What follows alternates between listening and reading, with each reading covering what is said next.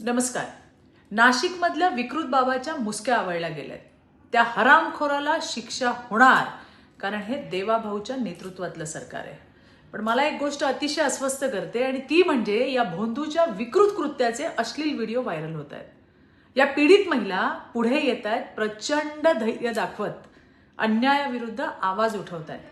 पण त्यांचे चेहरे असलेले व्हिडिओ व्हायरल करणं म्हणजे त्यांच्यावर दुसऱ्यांदा अन्याय करणं नाही का होणार? अश्लील व्हिडिओ फॉरवर्ड करणं ही फक्त चूक नाही, तर तो गुन्हा आहे.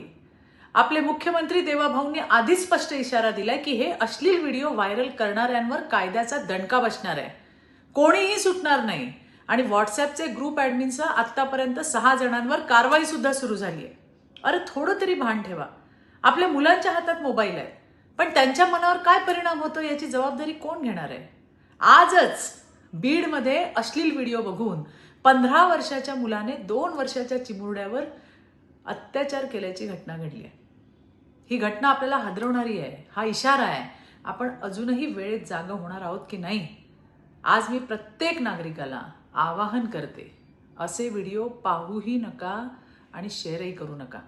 आणि जे कोणी करत असतील त्यांना थांबवा.